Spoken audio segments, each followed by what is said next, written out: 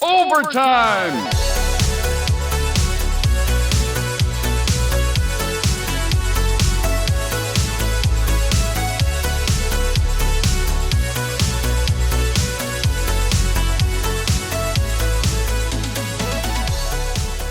All right, welcome back to Overtime Arcade. I'm Charlie, and as you may recall, a couple of months ago, I scored 2 complete original arcade cabinets for absolutely free, which is one of the better deals that I've ever gotten, and I've gotten some good deals in my day.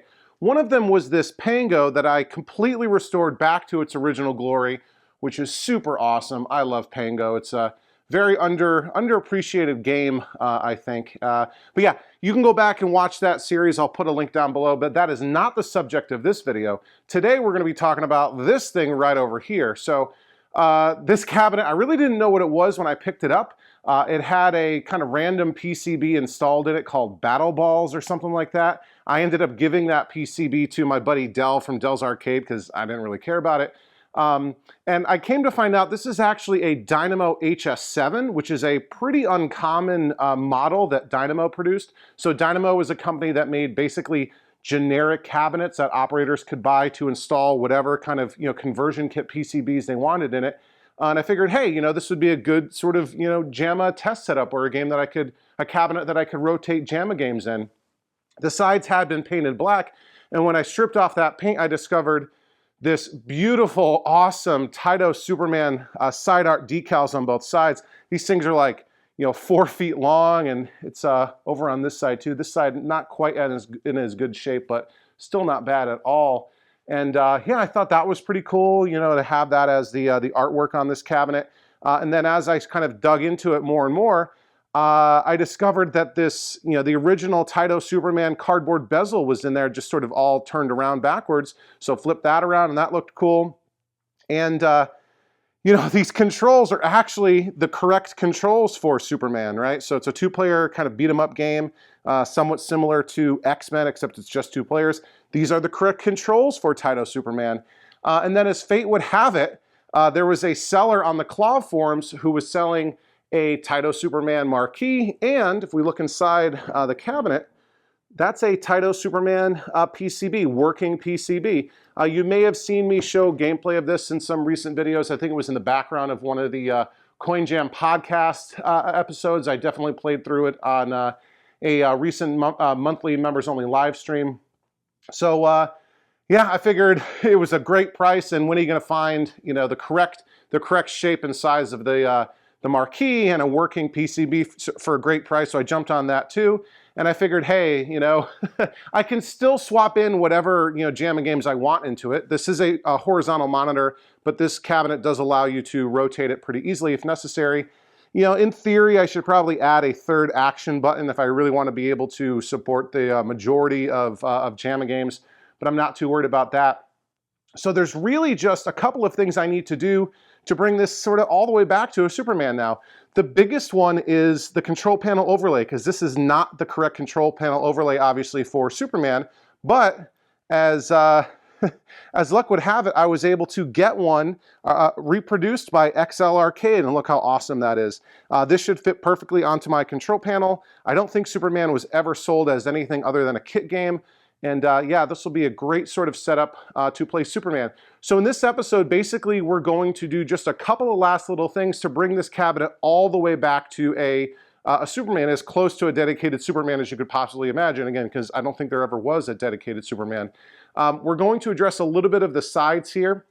I'm going to mask off the original side art decals and lightly kind of sand the black paint all around it, just to knock off sort of any loose nonsense or whatever going on. And then I'm going to spray paint 2 light coats of black paint just to kind of clean up the cabinet and make it a little bit more presentable. I am going to clean the front of the cabinet. There's a bunch of nonsense going on here. We'll clean all that off, and I'll probably throw a couple of carriage bolts into the lock bar holes to cover that up. And then the biggest thing will be to install that new reproduction control panel overlay onto the control panel. So at the end of this video, we should have a pretty nice, lightly restored Superman in a Dynamo HS-7 cabinet.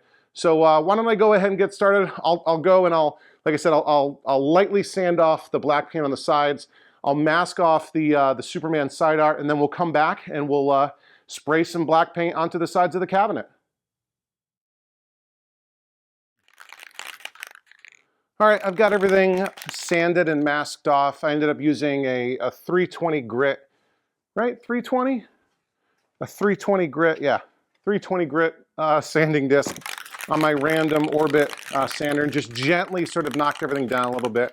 I see some spots that are still a little bit blotchy, but not too worried about that. I just wanted to kind of rough everything up and smooth everything out for the paint to adhere, and ideally not to have as little sort of showing through as possible.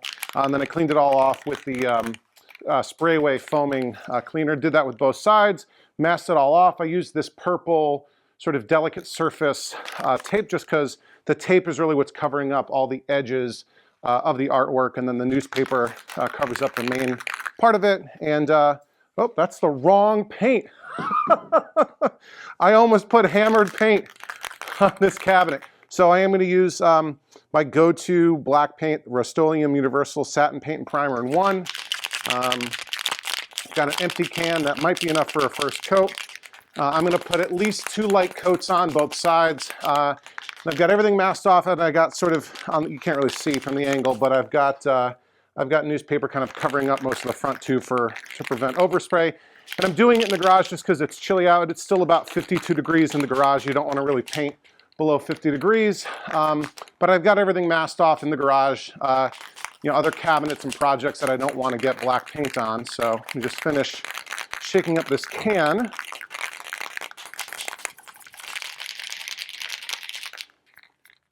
All right, and here goes. We'll do the first coat on this side together, and then I'll do everything else on my own. We'll make sure it's coming out okay. All right, here goes nothing.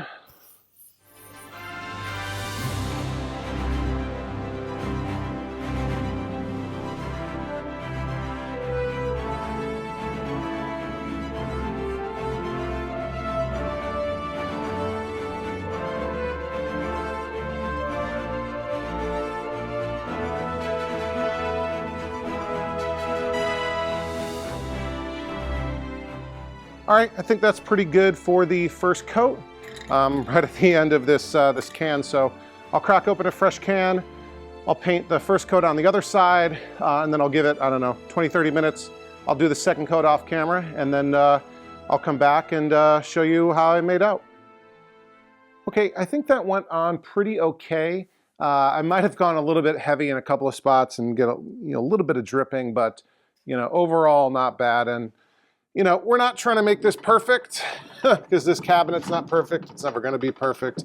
So we're just kind of looking for, to spruce it up, make it a little bit better than it was before. So let's rip off this. And while the paint is drying, we'll turn our attention to the control panel. Get all this off. Okay. All right, I'm excited to clean up this nasty looking control panel and put a new CPO on it. Every time I play it, I feel it looks filthy and it's kind of grody. But, all right. So let me bring you in here, take a look at what's going on. So if you remember, this Dynamo, like many Dynamos, has this slide out control panel. So we lift this down, it's already unlatched, and we can just slide this all out here. Make sure none of the wires are hung up. And here we go. So we have this tray that our, is sort of hidden behind the control panel. We've got our power supply and our isolation transformer and our game PCB and all that. But I want to remove the control panel to put a new CPO on, and I think my best bet might be to remove the buttons and everything while we're here. I hope you can sort of see what I'm doing.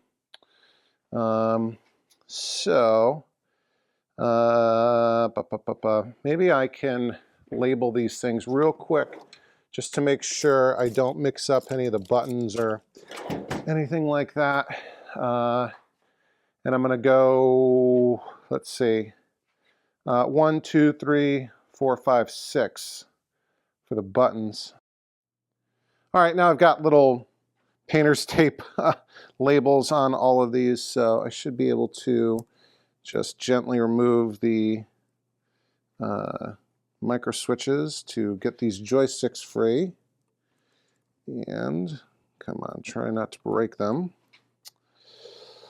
Come on, there we go. And it comes out right like this. There we go. Put that off to the side for safekeeping. And the next one here, sort of rock it out. Come on, these always seem to grab on. I know there's a trick to removing these, maybe easier than what I'm doing, but I tend not to work on games that are later like this. You know, JAMA era with micro switch controls, that sort of thing. So if you know a good little trick for removing these, you know, even easier than what I'm doing here, please let me know in the comments down below. These little retaining pal nuts, these plastic pal nuts hold the buttons in place. Let me just do this one here. Some of them are tighter than others. Come on, buddy. Don't really want to use a wrench for this. There we go. Just have to use my brute force strength. All right, let's see how this joystick is mounted. I don't think the ball top will be able to come out or come through the control panel, so I'm going to have to remove the ball top. And there's just a little, if you can see here, it's getting real close. There's this little C-clip or E-clip right here that holds it in place. And I'm just going to grab it. I know there's a tool that, because the risk here is that it goes flying. Let's see, can I relieve the pressure of the, not really. You know, these things have a tendency, because they're sort of spring-loaded, to come flying off. And I'm trying to prevent that, although, you know, you can go get one of these from Ace Hardware for 10 cents if you really lose it. And I just pinched the heck out of my fingers in these needle nose pliers. Almost broke the skin. I've done that before with these, and I need to stop using them. All right, here we go. Our little E-clip and our sort of joystick comes apart like so. I'll pop this back on just for safekeeping so we don't lose it. There we go. And yeah, there's our red bat top. Like I said, I'm going to swap these around so the red's on the right and the blue's on the left, just to mirror the Superman character colors. And these are not going to be hand tight. Let me find a crescent wrenches. Hopefully I grabbed the right size. Yep, there we go. First try, 3/8. There we go. I grabbed a whole bunch, but the first one I tried was the right one. Take these off real quick.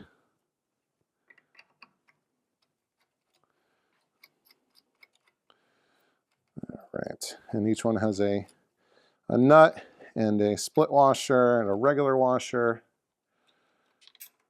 And I'm saying that both to tell you and to remind myself. Okay, here's our first. Here's our second. Oh, this one doesn't have a split washer. Okay, probably have one I can add. So I see it is on some of the others. The other bolts. All right.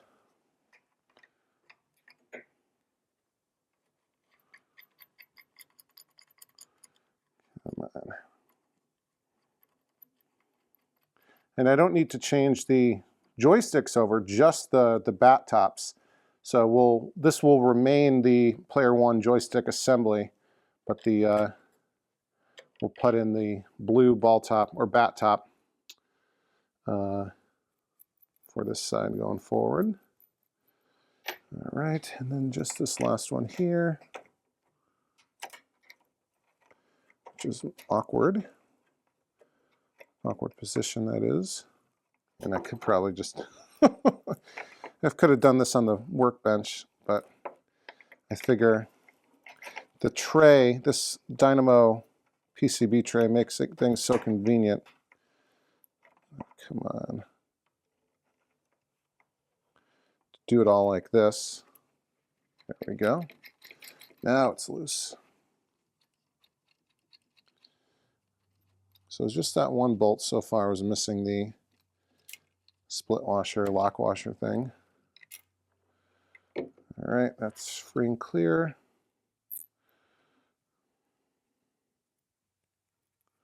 All right, so we've got all 4 bolts off. Joystick assembly is free. I probably should have, I'm going to mark which way is up, and then I'm going to go and I'll replace or remove the other joystick and buttons, and then I'll come right back. All right, I've got the other buttons and joystick off, and so now our control panel is depopulated. I'm going to take off the brackets here, again, just to make things easier while we put the new control panel overlay on. I don't want to lose these though. These are what the latches grab onto from inside the coin door, just to hold the control panel closed, basically locking it closed. All right. There we go. Spinning metal piece of death. All right, now we've just got the hinge left holding it onto the PCB tray. This is a 3/8 inch socket, and we'll just loosen that up. And it's just got these 2. There's spots for 3 more bolts, carriage bolts, but it's just these 2 that are holding it on right now. And it wants to fall right off, so we lift this up a little bit, back these out. Again, we've got a bolt, a split lock washer, and a nut. All right, try to do this without dropping anything. Okay. I'm talking so quietly. It's like arcade ASMR, right? I guess we can let this sort of go like that. Not really. Probably can't see what I'm doing now, right? Yeah. All right. We are off. Put that over here for a second. Don't want to lose our carriage bolt here.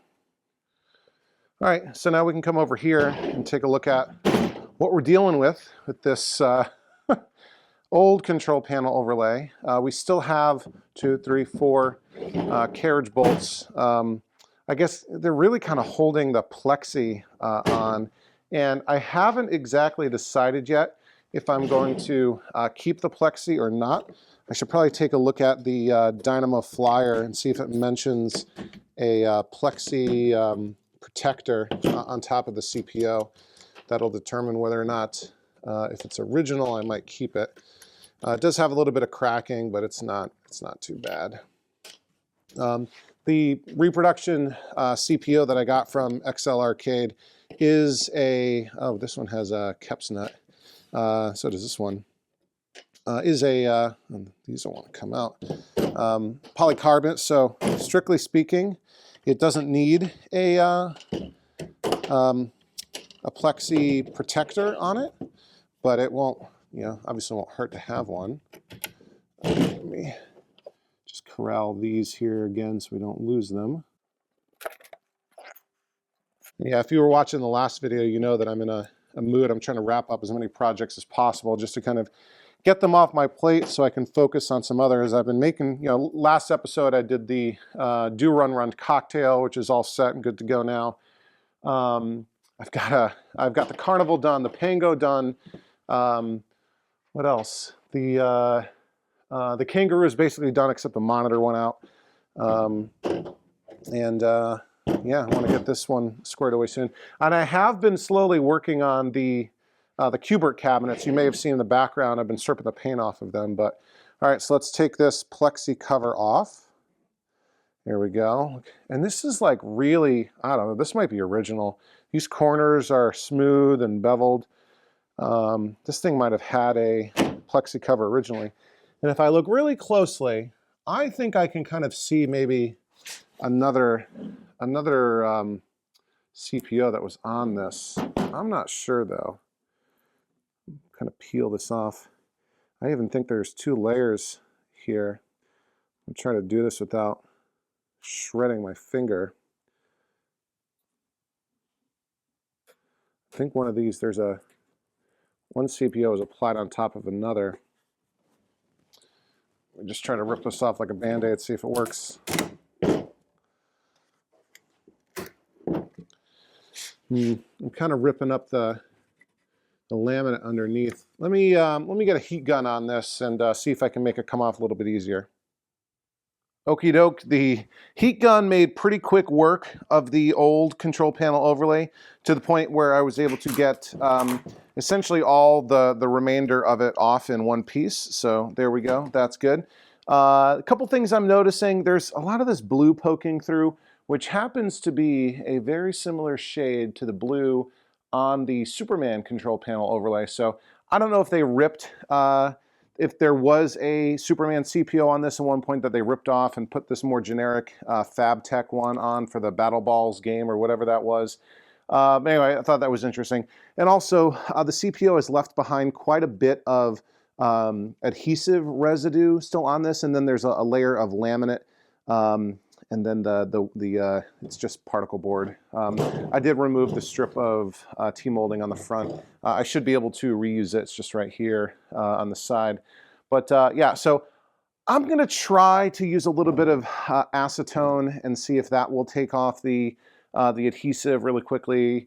And you know, I don't really want to overdo that just because I don't want it to seep into the wood and cause problems with that. So I'll see if that does the trick. Otherwise, I'm going to sand it, and then there are some bits here where the laminate was ripped up, so I don't know if that'll probably show through the new reproduction CPO, so I'll probably put a little skim coat of Bondo and then sand that down. So I'm going to go take care of that off camera, and yeah, I might, once I do that, maybe put a quick coat of white paint down just to really help make the colors pop on the control panel overlay. But yeah, let me go and do that, and hopefully by the time I come back, this control panel will be prepped and ready to install that new CPO. Stay tuned.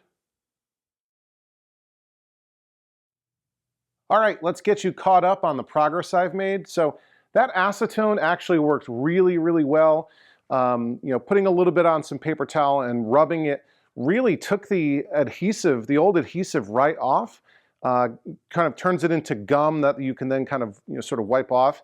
And I did have to sand it a little bit just to get it, you know, really, really smooth. But yeah, I'm very impressed with how that acetone worked. I'm gonna have to use that technique again in the future.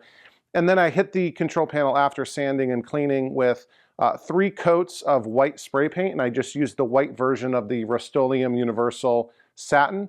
And that's really going to help the colors pop of the reproduction control panel overlay. You know, if you have black paint underneath, usually the reproduction CPOs aren't quite as thick as the originals, and that, you know, sort of black behind lighter colors can kind of make them, you know, get a little bit dull or less bright, but the white helps it pop. Another thing I did was sand all the rust off and paint all of the carriage bolts for the cabinet.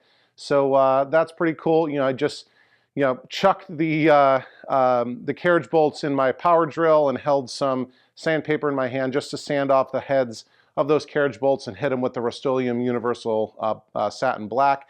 I've also got 3 screws there for the upper marquee bracket, which was originally missing. I just made a new one out of a piece of angle aluminum where I cut it to length and drilled some holes, and I'm just using those screws that I painted black. Another thing I did was disassemble all of the buttons and everything and threw them into a bucket with a solution of warm water and simple green. That's going to sit for, I don't know, 45 minutes or so, and then we'll scrub it just to get all those buttons nice and clean. And one last thing that I've done without you was I cleaned the front of the cabinet. I'm looking at the front of the cabinet now, the sort of kick plate, and maybe I should have painted this as well. I can eventually do that. I did grab some extra carriage bolts that I just had in my toolbox of random parts, and I painted them black, and I used them to fill the lock bar holes in the front of the cabinet. So, the front doesn't look perfect by any stretch, but it is what it is, and the camera actually makes it sort of down there look a little bit more messed up than it is. But so the next thing to do, in a moment we're going to put the Repro CPO onto the control panel and get all that back together. But first, we're going to do a reveal and rip the masking off of the sides of the cabinet and reveal the side art once again. Sorry, if I can get the camera into the tripod correctly.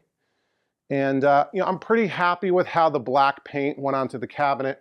It's nice and smooth. It's not perfect, but again, that's, we're never going to get perfect. So it is what it is. So let me carefully take this off. And really the part we need to worry about is the delicate tape, the delicate painter's tape. I don't want to rip off any of the blue ink from the decal. And hopefully our lines will be nice and straight. But yeah, look at that. All right, that's looking pretty good. And these decals are not in perfect shape. I would say they're about 95% intact, maybe a little bit more. I think this is the better side. Maybe the other side, the worst side, is 95%. This could be, I don't know, 97, 98% intact. It's a little bit worn, but hey, I would much rather have even a C quality original over an A quality reproduction. And I would say this is probably B plus, A minus territory. So very, very acceptable in my opinion. But whatever floats your boat for you is fine with me. All right, last little bits here. There we go. Here's the Man of Steel again. And I'll just spin this around here. It's funny with the control panel off of the tray, you can't actually slide the tray in because it'll just keep going. There's no stopping point. It's the control panel that stops the tray from falling in. Hopefully you are still seeing this. Maybe we need to back it up a tiny bit. How's that? Are we in frame? Yeah, maybe that'll be better. All right, here we go. Second side.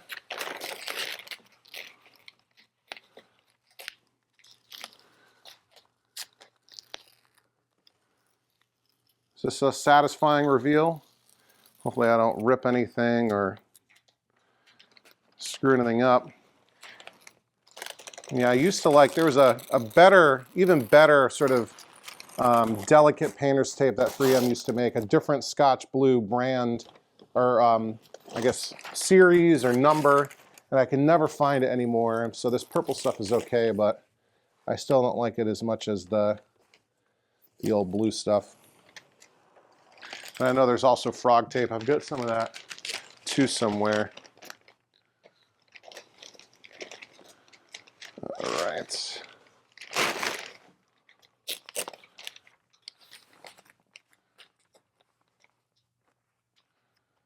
Okay, that was there from before. That little damage. Come on. Yeah, all right. And I don't know if it's coming up on camera, but this back part here is sort of where I'm least happy with how the paint came out, but I still think it's pretty okay, and definitely not worth redoing. So yeah, let me get set up to put the Repro CPO onto the control panel, and we'll do that next. Okay, here we go, putting on the new reproduction CPO, which is off to my side here. I think I've got all the tools that I need. I have my X-Acto knives, and my squeegee thing. I've got a flashlight. You'll see why in a couple of minutes. I've got some painter's tape. Not the good kind, even though this is blue. This is just some junk that I'm trying to get rid of. I've got a bunch of clamps here to make sure everything is being held in place.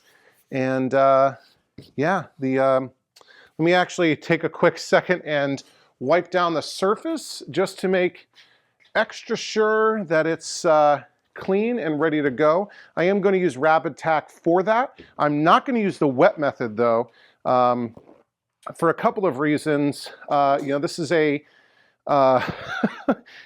it's a particle board control panel, and I don't want to get a ton of moisture in here and, you know, have it swell up or anything like that. So let me just do a quick spray. We'll wipe this down just to make sure that everything is nice and clean and we've got no dust or debris or anything like that here. The other reason I'm not going to use the wet method is, you know, I just painted this thing. It's only been about 24 hours, and I don't want prolonged contact of the Rapid Tack or any liquid with this paint until I'm, you know, really absolutely sure it's fully cured. I'm sure it's fine. You know, it's been 24 hours or almost 20. It's been like 21 hours since I painted, but you know, it's a little bit chilly out here. It has been above 50 degrees, but you never know. I don't know if the paint is really fully cured or how much that really matters, but yeah, I want to take as few chances as possible. And plus this control panel overlay, or this control panel, is, you know, not curved, not bent, anything. It's just a nice clean rectangle. So we don't have to make any kind of crazy bends or anything. So the way I'm looking at it, this is sort of straight up to me. So this is up, this is down. The player 1 start button, second player start button, the 2 joysticks, and the 2 sets of buttons. These bolt holes for carriage bolts hold the control panel onto the tray, the PCB tray. And I've gone back and forth on this several times. I think I am going to put the plexi protector over the top. Here it is right here. I was able to get it, you know, pretty clean. You can see some, you know, nicotine stains or, you know, whatever, but I'd rather not have to fill these holes. I don't want those holes to just be, you know, unfilled and covered up by CPO material, because it'll get poked through eventually. And you know, I'm doing this the night before I leave town for a week. I'll be editing the video while I'm out of town, so I'll be home by the time this video gets posted. But I want to get this done now, so I am going to put the plexi over the top. Call me crazy. It looks really nice. It's got really clean, you know, I don't know if it was original or what, but we're going to go with that. So without further ado, let's start aligning our new control panel overlay onto our control panel. All right, there's a tiny bit of separation with the backing here. I don't know if I've been having it sort of in temperature flux or whatever, but it should be fine. And that'll be another thing. If there's any sort of issue with the adhesive, the plexi will help hold it down. So what I have to do now, and I'll probably speed up or time lapse or something this, is get this control panel overlay perfectly aligned before we actually lay it down. So to do that, we're going to, I don't know, we're going to use this flashlight to find out where the holes are, the buttonholes or whatnot. Right, way off, yeah, we're way over here.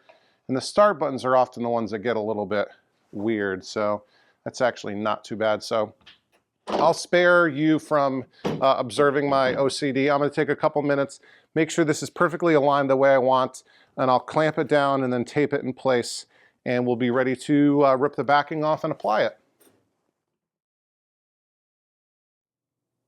Okay, after a bunch of painstaking positioning with a protractor that has a ruler in it and flashlight and everything, I think we are ready to get this reproduction CPO control panel overlay onto the actual control panel.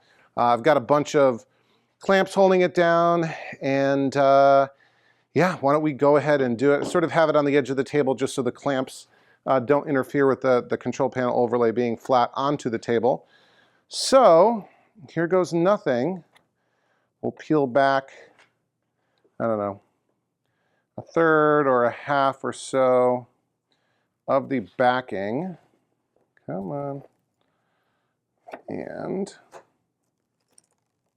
I want this to bend backwards like this. All right. And we'll try to cut a nice straight line here. Oh man, I should have, I'll just let that flop down. Should have grabbed my squeegee and had that ready. Here we go. Try that again. Hold it back. Cut it off. We've crossed the Rubicon. No going back now. I hope I'm not going to regret not using the wet method. We should be okay though. Okay. And I just let it go, right? No, no, no, no, no, no, no, no, no.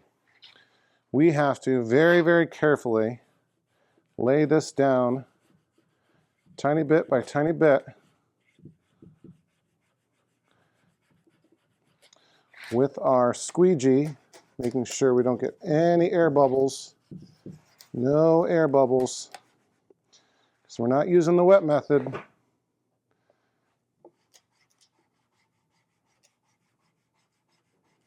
Okay, that's not so bad.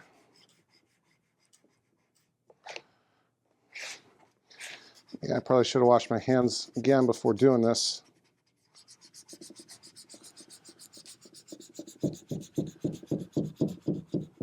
But I'm kind of just holding it on the bleed, the fringe that we're going to eventually cut off, because the CPO is sized a little bit bigger than the actual control panel. I think that's a, yeah, that's a buttonhole or a bolt hole. So I'm almost ready to let go. There we go. There we go.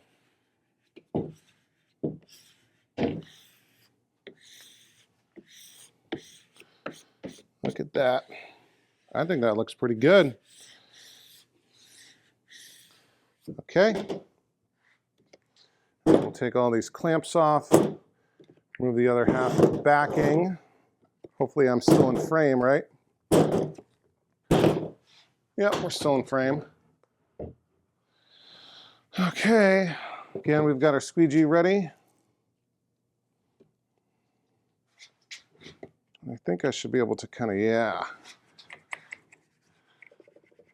have the backing kind of come off, not all at once, but separate as we, I'm going to move it here just so I'm at a better angle. And it's not a good angle for you. If we go like this, yeah, you can see what I'm doing still.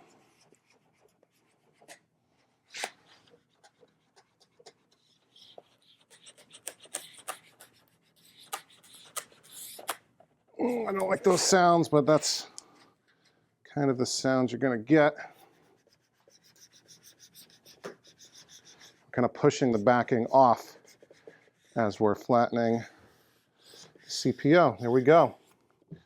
All of the adhesive has made contact with the control panel. To my eye, I'm not seeing any major air bubbles. Yeah, looks, what's that? Nope, that is a hole. So, I think what I'm going to do now is I'll flip it onto its front. I'll use my X-Acto knife and trim out all the excess. So if you look on the other side, see it is larger than the control panel overlay is larger than the control panel. So I'll use my X-Acto blade, sort of trim along the outside very, very carefully. And then I'll use my flashlight, holding it underneath like this, right? To see exactly where the buttonholes are that I need to cut out. So let me go and do that, and I'll come back and show you how I made out. Okay, the new Repro CPO is fully on the control panel, and I cut out all of the button holes, the joystick holes, and yes, the carriage bolt holes, because I have decided I am going to put the plexiglass cover over the top of this. And yeah, just wanted to give you a quick look at what it looks like here before I go and reinstall it back onto the cabinet. I'm going to throw the plexi onto the control panel. That gets bolted in place, and then the whole shebang will go onto the cabinet. And yeah, so we're getting close. All right, let's take a quick peek at how the new control panel overlay looks on the cabinet. And I've got to say, I am very, very happy with how this is turning out. You know, I still need to populate the control panel, but you know, looking at it on the cabinet, it's really tying everything together. So we've got the full art package now. We've got the side art, we've got the marquee, we've got the bezel, and now we've got the control panel overlay. But it is super late. I need to get to bed so that I can wake up early in the morning and catch this flight out of town. And then after I get back, we'll come home.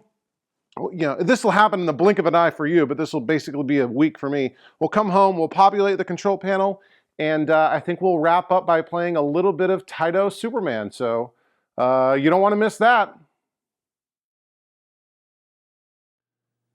All right, I'm back from my trip. I'm home at last. It is raining outside, but nice and dry here in the garage.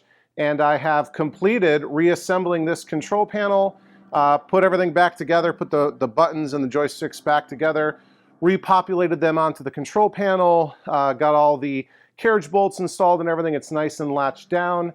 And yeah, I think this little mini project here is complete.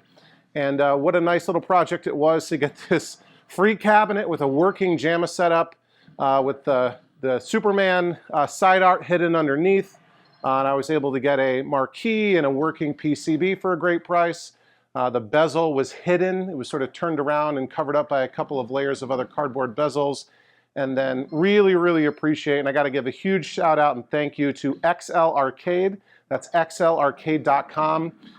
For hooking me up. I mean, I bought it, but they were able to get me a custom size of this reproduction Superman CPO. You know, they had, I think I mentioned, they had sold a complete Superman repro art kit for the sort of classic Taito cabinet, like Jungle Hunt, Elevator Action, that sort of thing. But I needed it sized for this specific, you know, pretty uncommon Dynamo HS-7 control panel. And I'd say they came through in spades. Really, really happy with how this control panel looks and how it sort of went on and everything. So yeah, I think maybe we should wrap up this video with a bit of gameplay. Maybe I'll try to do a complete playthrough of Superman. It's not a particularly long game. It's not particularly hard as long as you're willing to keep feeding it credit. So yeah, let me get the tripod set up for that, and we'll play Taito Superman. All right, here it is, Taito Superman.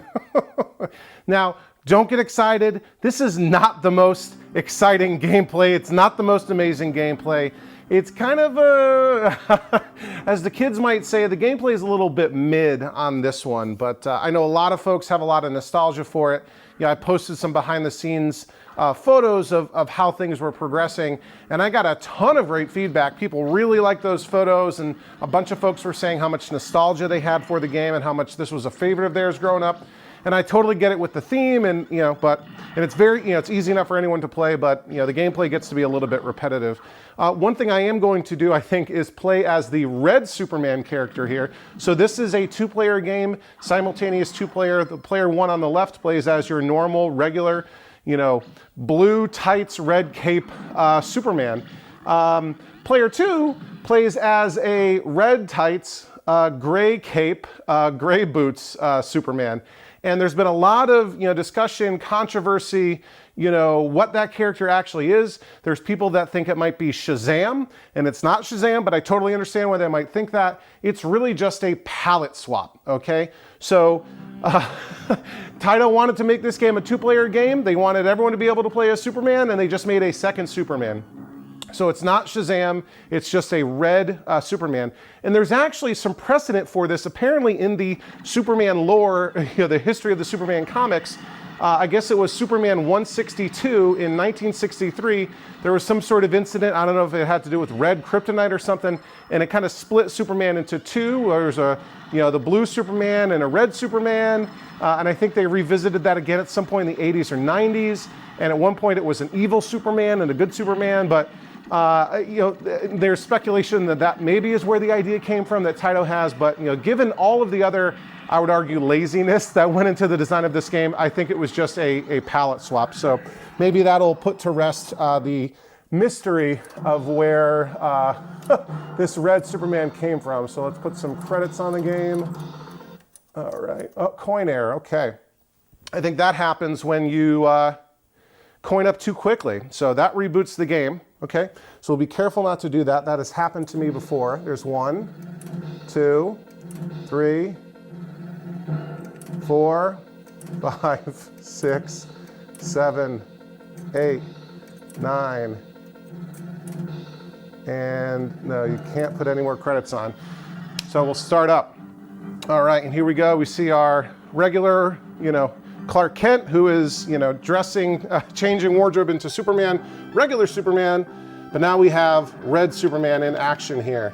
And so, it's a beat 'em up game. You can go up, down, left, and right. It's a little bit different. So you're walking when you're on the ground, but you can fly at any time. So you're sort of, not limited to ground action here. There is no sort of, up and down while walking. You're really on a single plane while walking, but you can fly at any time. So there's that. You go around punching and kicking enemies. There is a, there is a 2 action buttons, a punch button and a kick button, or at least in sort of what this is called battle mode. And then there's a flying mode later that you'll see. These enemies tend to be very repetitive. There's some power-ups, and some enemies are stronger. We're fighting outside a Baptist church, apparently. We need to break this chain link fence, but it's going to be, you're going to see it gets really repetitive really quickly. And you've basically seen half of the game already just by what we're doing here.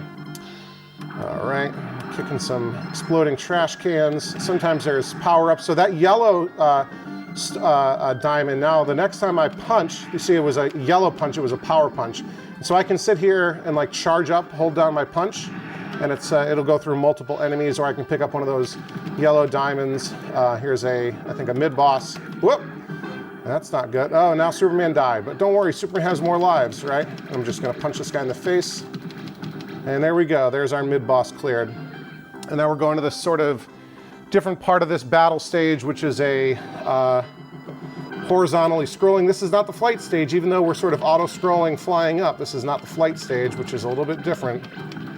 All right, and again, just the same enemies over and over, and all I can do is punch and kick. Superman doesn't do any like combo moves. There's just punch and kick, that's it. If you punch multiple times in a row, it doesn't do anything fancy like, grapple or whatever. It's just punch and kick. So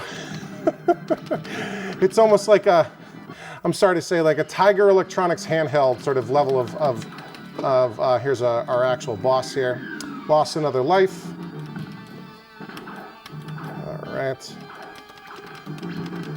All right, I'm just gonna try to, did I kill him? Yep, I killed him. See how anticlimactic that was? Here's our transition now to flight mode, I believe. Yep. And instead of punching and kicking, we can still punch, but instead of kicking, we have our heat ray. And yeah, I know enough about Superman to know he's not shooting lasers out of his eyes like Cyclops and X-Men, that this is actual heat ray, or heat vision, coming out of his eyes. We've got these asteroids and girders flying through the skies above Metropolis, I'm guessing. And now we're fighting an evil Apache helicopter, apparently. And you'll be seeing that helicopter quite a bit. And now we have our floating girders, and now there's missiles to contend with. Yeah, just super repetitive. There's some more life. Yeah, the blue is life. Yellow is power punch. And I think there's a red, and I can't remember what that is. Maybe it's clear all the enemies on the screen or something. But yeah, again, not Shazam. This is just red Superman, right? It's a palette swap to allow player 2 to be Superman. because everyone wants to be Superman in a Superman game. Yeah, I figure, you know, and this is like a Gradius style boss almost, not particularly interesting or hard. You know, I think they had a huge missed opportunity. I've said this before. Why not make this, you know, a 4-player game like X-Men? You know, they're trying, maybe, I mean, this might have come out before X-Men. This was 1988. I think X-Men was actually later. But, you know, what if they had, you know, if they had the Superman license, why not? Now we're going to San Francisco. Back on the ground in front of a Chinese restaurant, I'm guessing. Golden Dragon. All right, and then we have this sort of, these guys are kind of like bats or something. You know, why not have like Supergirl or something be the number 2, right? Superman had all kinds of sidekicks. Or if you had the Superman license, why not use like Justice League characters? And this could have been, you know, Batman, Wonder Woman, Aquaman, something, right? Make it a 4-player game. But nope, laziness. Red Superman palette swap. You know, I'm kind of, you know, they never released this as a dedicated game as far as I know, a dedicated cabinet. It was only ever, you know, a conversion like this where you'd buy a kit and you'd put it in either a generic cabinet or convert some older game into Superman. Uh-oh, here we go. Well, I guess I still had another life. All right. So maybe Taito didn't have much faith in this game. I mean, you know, what was going on in the arcades in '88? It's kind of a slow period, right? Before the resurgence with, you know, it was post-Crash, obviously, and before the resurgence of, okay, Goldman, who can teleport. And, like, I don't know enough about Superman enough. These are even characters, right? All right, now I've got to continue. There we go.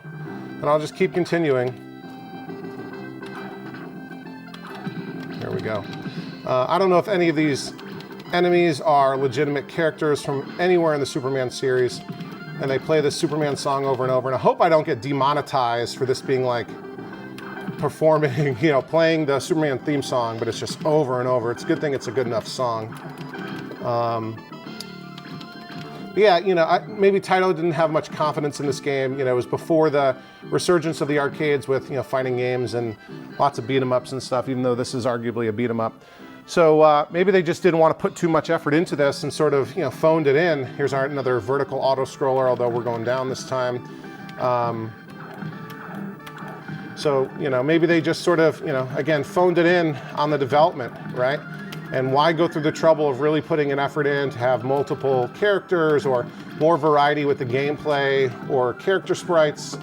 But yeah, this is really cookie cutter. Oh, come on. Now I'm getting like stun locked.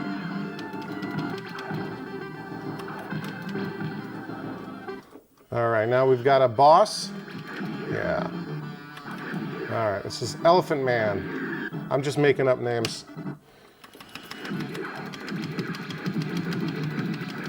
All right. Now I'm just stun locked. Now he's almost dead.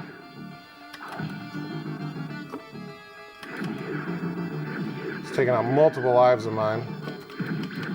There we go. Now he's dead, and I'll fly away. And we'll go to another flying stage. This is like a shooter. It's like a horizontal shooter. And fortunately, I have auto fire. Now we're in the caverns below San Francisco, very famous, with asteroids underground. Again, this is just, you know, repetitive. Now asteroids are flying up from the ground, and these are breaking into smaller ones, so it's almost like, literally like Asteroids the game.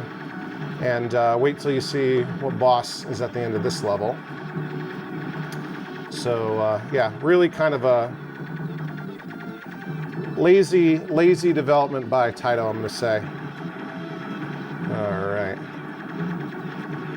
But yeah, I mean, I can totally understand why people might have, you know, nostalgia for this game if they grew up playing it in their local arcade, Chuck E. Cheese, whatever. Or, oh, look, hey, it's a different color Apache helicopter. And we barely have to move. All right, yeah, well, I don't know what that red one was. Maybe that's no, it wasn't a bonus life because we've got 0 lives right now. I don't know, I'll have to check. Yeah, obviously great theme, but really disappointing that they didn't do more with it. A lot of potential, obviously, with Superman. You know, you got to sort of do the suspension of disbelief that Superman could be so easily defeated by a rock hitting him in the head. And here's our another Gradius-style boss. Not particularly difficult. I mean, I think this is like as I die, right? But this game is designed to just take your coins, take your tokens, take your quarters, whatever. Yeah, I think, you know, artwork's obviously cool, and this is really convenient, this cabinet to, you know, put in whatever sort of JAMA PCB you want. Unfortunately, it's only got 2 action buttons instead of 3, and there's lots of JAMA games that take 3 action buttons, but, you know, that's fine. That's a really weird face for Superman right there. Now we're going to Las Vegas. All right. The Man of Steel in Las Vegas. I think I just earned a bonus life.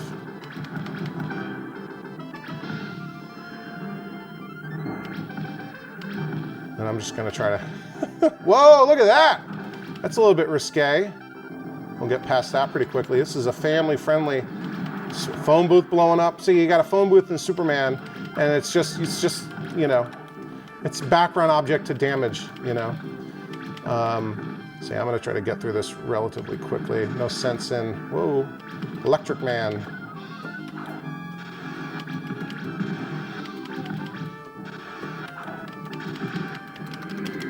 So we got some new characters, but again, I have no idea if these are legitimate anything, right? Are these, you know, henchmen of somebody? I was reading a little bit about the game, and I don't know if you saw in the there's a little mid-boss here. Looks like the Thing. I guess it's not a mid-boss. It's just a new enemy. I was reading that. I don't even know. The thing that you see in the beginning of the attract mode, the sort of head in space holding onto the Earth or something, is supposed to be somewhat similar to Brainiac, people have said. Exploding fire hydrant. All right, let's kind of... Oh, yeah, we want to continue. Here we go.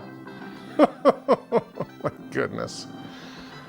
And your score keeps adding up even though you continue, which is sort of bogus. All right, now we're vertically scrolling again, and we're punching the same guys that we've seen the whole time. They take 1 hit to die.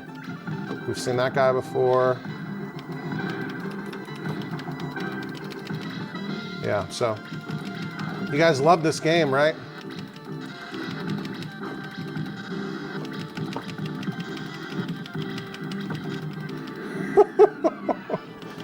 Yeah, here you go, late 80s. This is late 80s Taito for you. All right, there we go. I got a power punch saved up, and another guy's almost dead.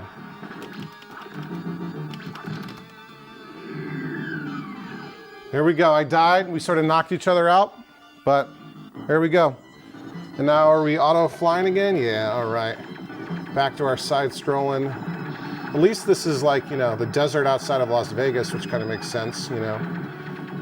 There's mesas or something above the desert. Okay. Now it's just missiles. Oh, we got girders. All the construction going on in the Las Vegas desert. Shout out my buddy Steve Laity out there in Vegas. And who else? Retro Ralph, I think, is in that area. And maybe Nick Madston, I think. All right. I'm filming this on Friday night. I just got back from my work trip, which was kind of neat.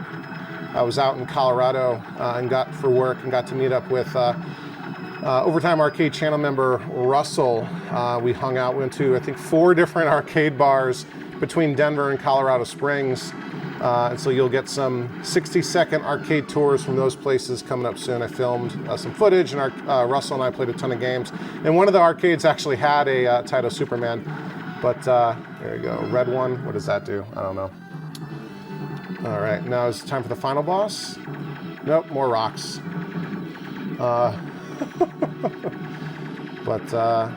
Yeah, so I'm filming this on Friday night.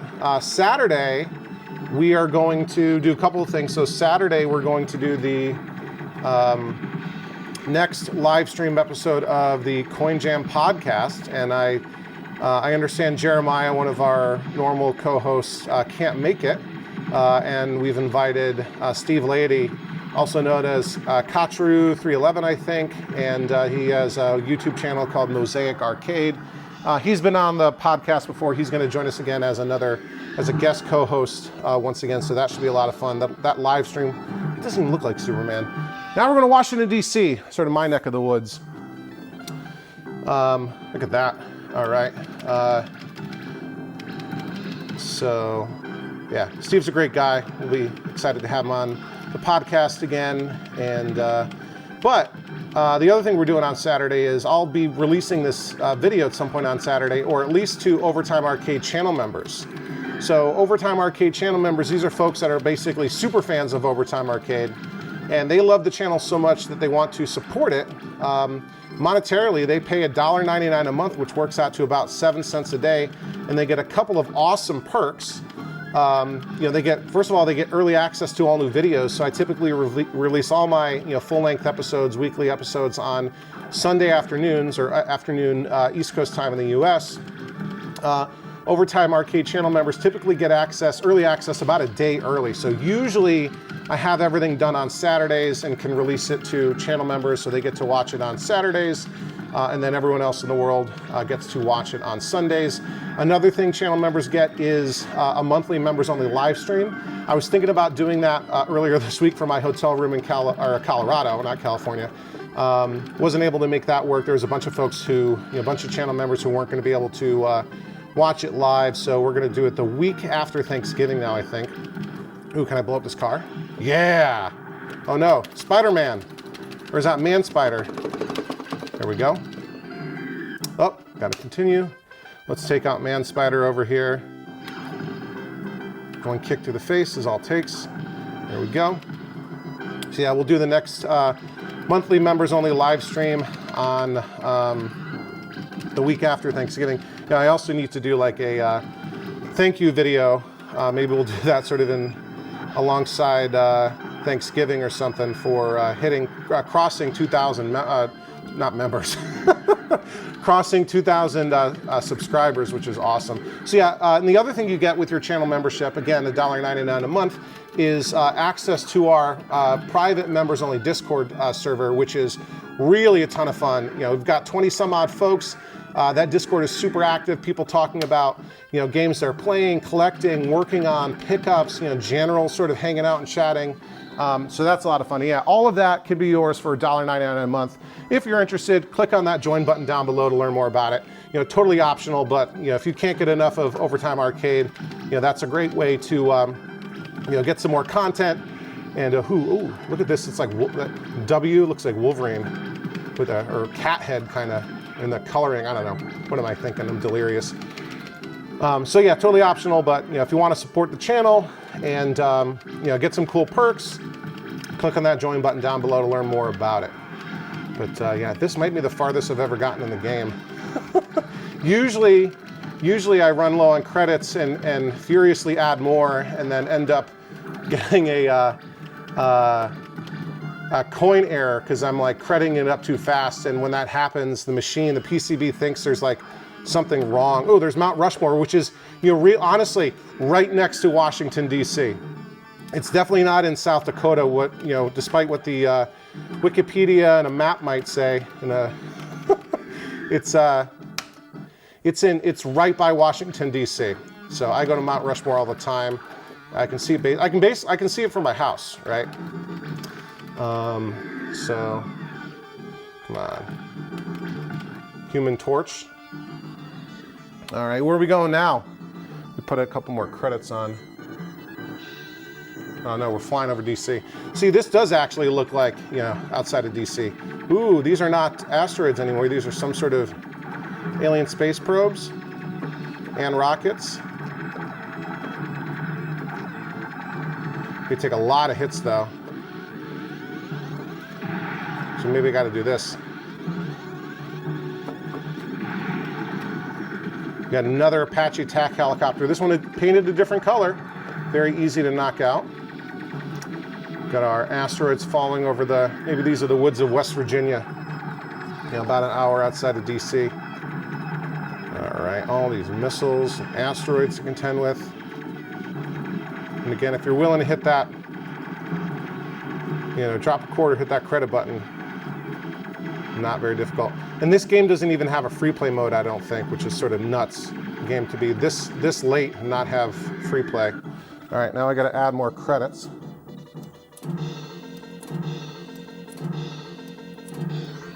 There we go.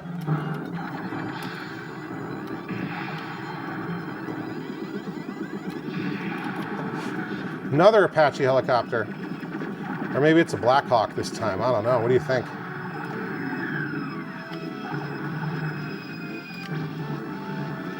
can power up my super punch. Here we go. Maybe I should be doing more of that. All right.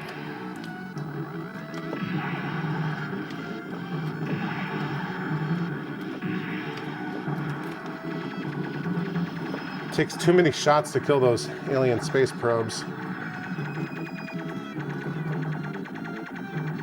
See, look at that. All right, what Galaga boss are we getting this time? Where's the weak spot? Oh, right there in the middle. I'm just gonna sit here and let it kill me. Great job, Taito.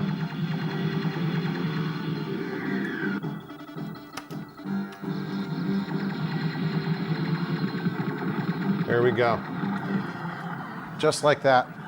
We'll add a couple more credits while we have a break here.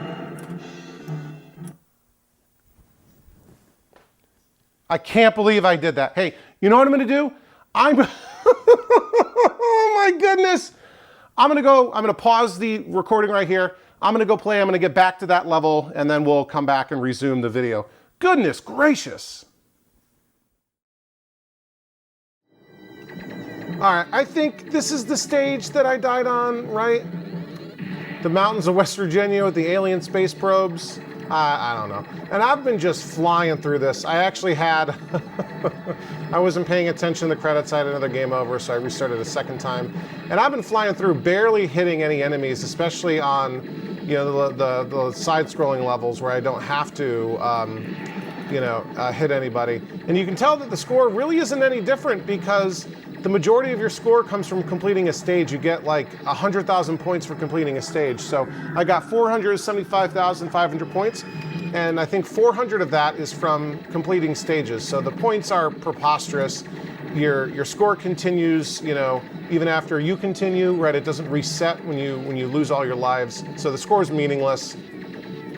This is just a, I mean, it's not janky, right? It's not like it's buggy or anything. But it's just, oh, look, another Apache helicopter. How original. And is this where I had the corn error before? I can't even remember. See, I think I figured out blue is health, yellow is power punch, and red clears all the enemies off the screen. And what's funny is I can do this sort of power up punch here, but I can move around. When you do the power up punch on the regular side-scrolling levels, you're kind of locked into that position. You can't move while you've got that power punch stored up, but you can on this level. So what's up with that? All right, let's see. What's our boss going to be? Another Galaga-style boss? Oh yeah, didn't we get to this point? Maybe we got just past it, or where's our? Is it right in the middle? There's our weak point. See, he's already almost dead.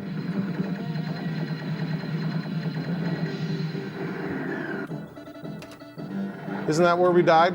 Like we had knocked each other out? All right, I'm not gonna touch those credits unless I need to. We already have the high score in the game. Now we're going to Spaceship.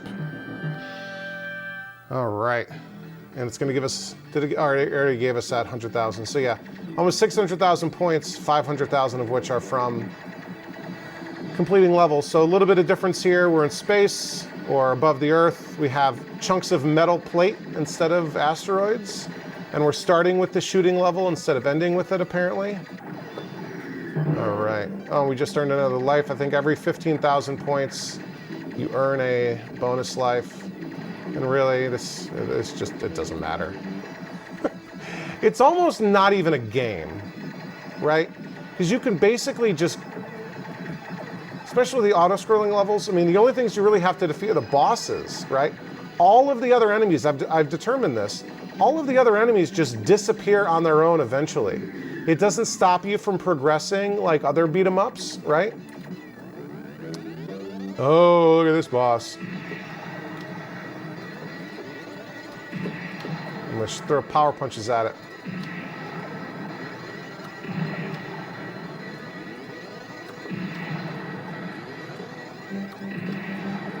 So the only thing you actually have to hit are bosses. Everything else is optional. I guess then there's some barriers on the walking levels.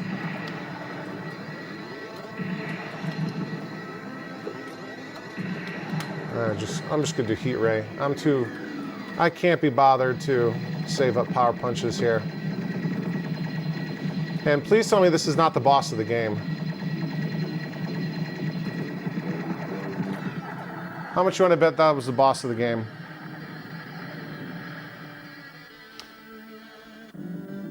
Oh, ready. Okay, it's not the boss of the game. We got something. Got another side-scrolling level here. Just making sure I am recording. Yep, okay. Oh, we got what the world is that? Bunny girl?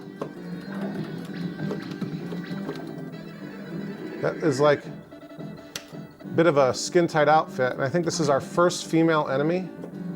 And I mean, right? Like, you can see what I'm seeing. Oh, is this some sort of laser barrier? There we go. Wow, at least we got some new enemies on the spaceship. Well, let's just keep going. This is a bounty hunter from Star Wars, maybe?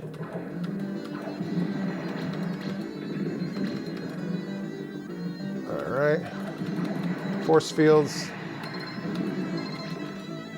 Another ninja-looking guy here who can also teleport. I don't even need to hit those guys. Let's just keep going.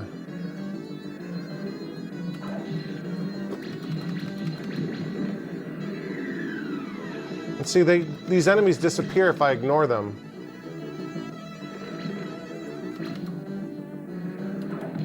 There's the man spider. Kick him right in the face. Oh, this guy's grabbing me. What are you doing, dude? I want a hug. What is that?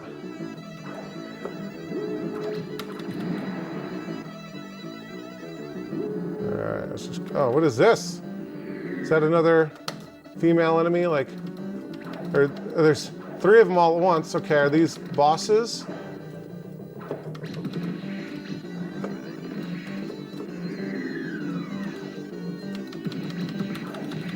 No, it can't be a boss, right? Maybe a mid-boss. Yep, that was a boss. 3 girls, different color outfits. Is that something from Superman anywhere? All right. And why, if they're flying, are the bunny girls jumping while flying? Oh my goodness. This guy wants to hug me again.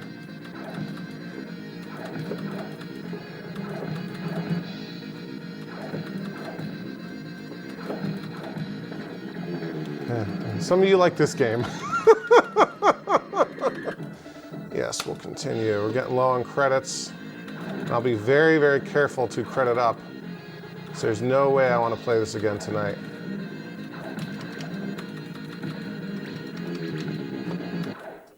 Look. And this is a robot I fought before, a robot boss. You just got to keep punching him, kicking him. There's no strategy, there's no nothing.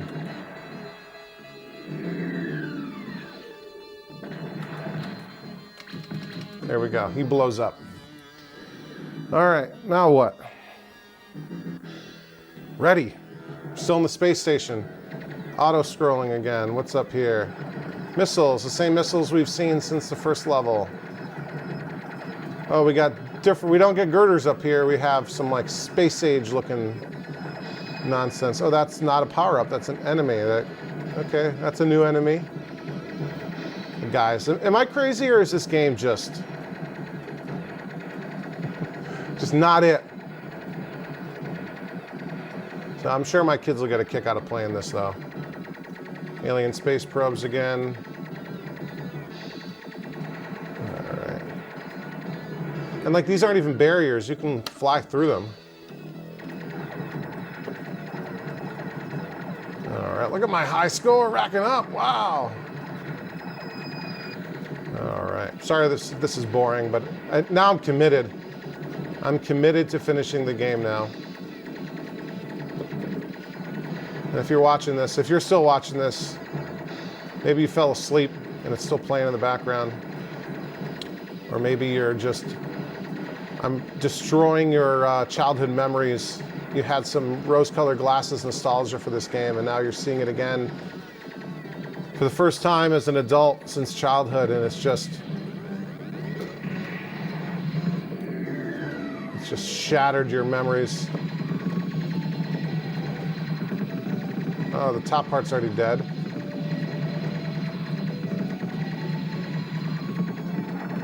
All right, there's that boss.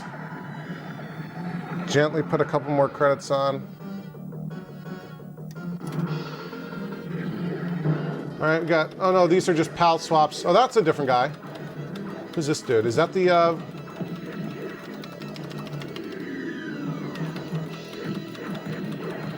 Get out here, guys.